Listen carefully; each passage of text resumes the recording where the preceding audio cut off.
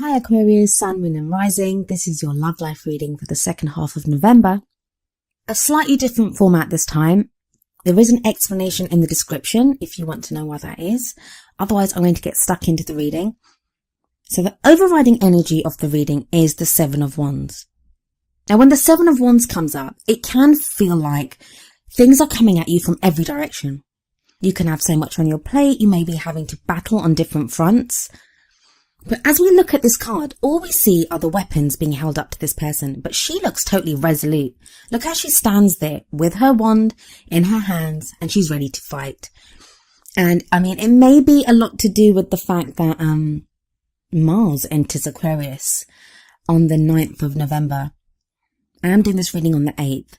So a lot of this energy you may find is what you bring into the second half of November.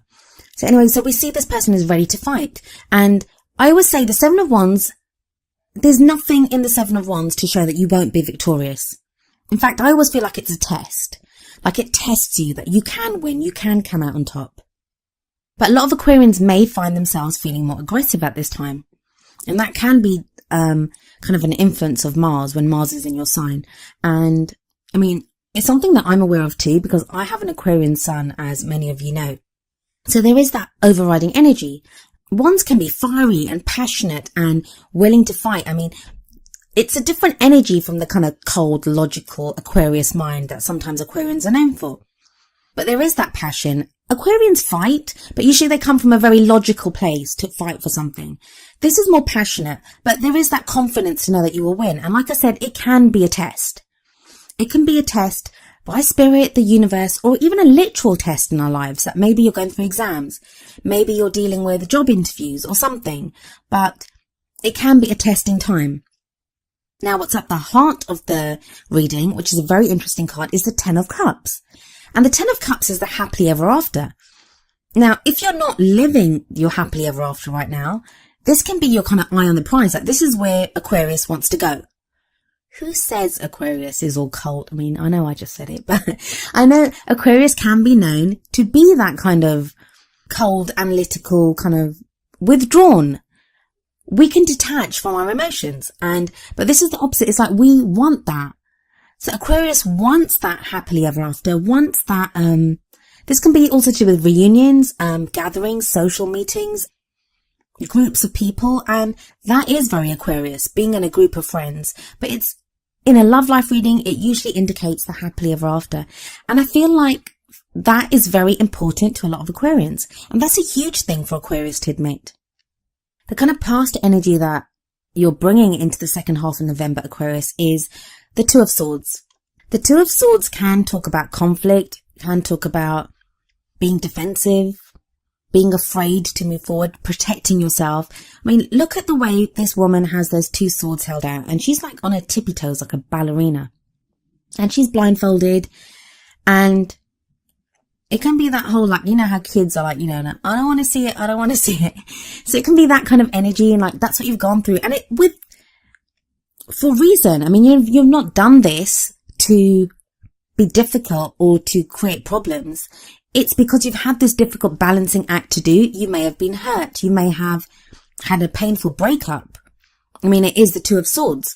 And that's caused you to protect yourself, to not get involved with people, to not allow love into your life.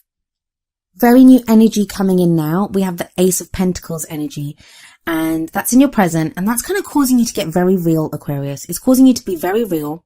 In a general reading, this would normally be a new way to make money, maybe a new home. It's a new practical beginning. But in a love life reading, it can be a new, getting very real about your love life, like the practical side of it, but wanting to begin afresh, wanting to begin anew. It can be that real, earthy connection with someone else. I love the energy that comes in the future. I think for those of you Aquarians that have been working really hard to get in a good financial situation, and that Ace of Pentacles can show that maybe you've been receiving returns on work that you've been doing in your practical life. It feels like you've got your ducks in a row when it comes to work or money or savings or investments or whatever that type of thing is. You have your ducks all in a row. So in the future energy, you'll be enjoying that abundance. You'll have that there. You'll have mastered that side of like the practical energies of it. You'll be feeling more grounded. Whereas the Two of Swords in the past, you were not grounded at all.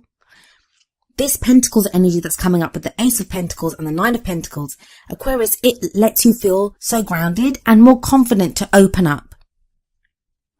I mean, the Nine of Pentacles, it can show being alone. I mean, this woman's by herself there, but she's not afraid. Like, look at her. She's like got her huge kind of bird of prey in her arm. Like, that's not someone that's afraid. That's someone that's mastered that. She's mastered falconry at least. So, you know, that's someone that's not afraid to deal with their more animalistic side. Like, you know, the Nine of Pentacles can show a gilded cage sometimes. So don't be a loner, Aquarius. Like, get out there. If you've been done all the work, and this may be not just work like job work. It may be work that you've done on yourself, work that you've done in a relationship.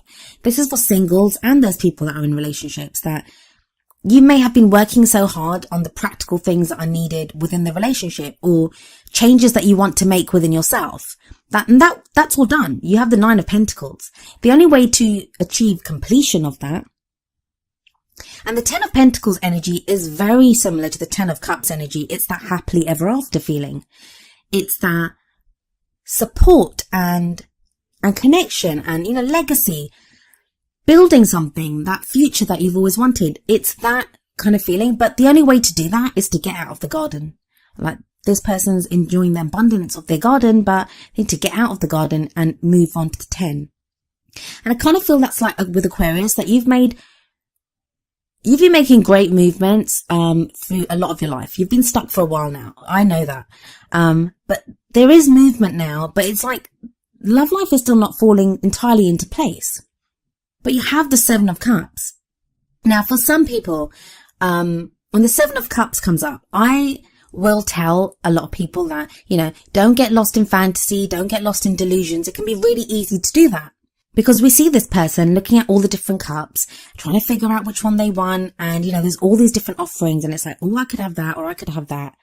I feel what this card says to Aquarius, though, is you will be indulging in fantasy and dreaming, but that's not a bad thing. Like, usually it's not a bad thing for you, but I don't think you're very good at it.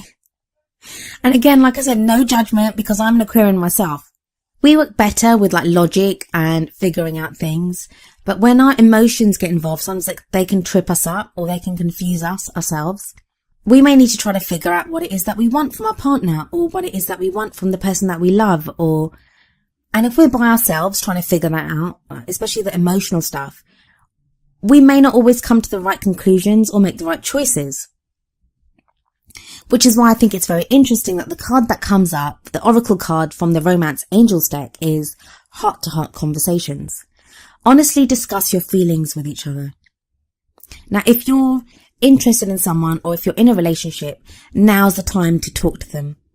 Now's the time to really just open up about how you're feeling. Because otherwise you'll just drive yourself nuts with that whole Seven of Cups energy. It's time to open up about what you're feeling. Absolutely. And not just open up yourself, but listen to what someone else has to say. Maybe someone else wants to open up to you, Aquarius. Listen to what the other person says to you. That's going to give you the answers that you need, better than anything you could figure out yourself. Better than anything. So if you have the opportunity, please try to speak to the other person.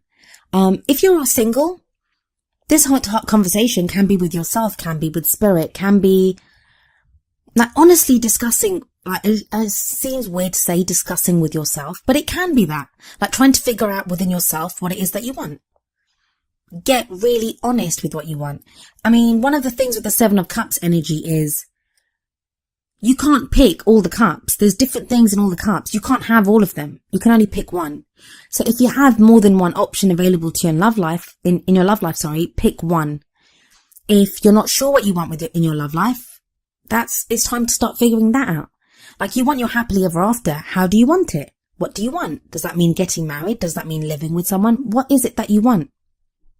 And let's not forget the Seven of Wands energy that came up at the beginning, where we might have done the whole blindfolded, trying to keep the balance thing with the Two of Swords and protecting ourselves. Seven of Wands is like, you come out swinging. So, like, don't be too aggressive. Be open to listening to what someone else has to say. Stand your ground. By all means, stand your ground. But be open to hearing what messages of love come to you, what someone has to say to you about love. And this might not even be someone that you're interested in. It might be someone that you would never consider in a million years to date or to be in a relationship with. Maybe they have something to say to you at this time that you need to hear. So the wisdom of the oracle card that I picked for you was number 44, Thinker. I shall read from the book for this card. The essential meanings: strategy, being analytical and logical. That's very much Aquarius there, right there. The relationship message is, love is not logical, but when you choose a partner, it is good to have things in common other than desire. This is a time to weigh the pros and cons of your partnership. If there is enough common ground, go for it. If not, there are other fish in the sea. Don't force it to work. And should others tell you who they are, take them at their word. Now is not the time to indulge in a fantasy, no matter what. In this case, the facts are the facts. And that's very much echoes what I was saying about the 7 of Cups and the heart-to-heart conversations.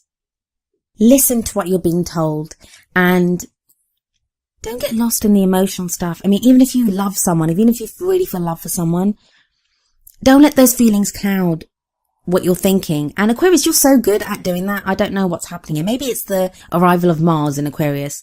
Maybe that's what's causing this kind of confusion and kind of urging you to act when maybe you should be listening and taking someone at their word.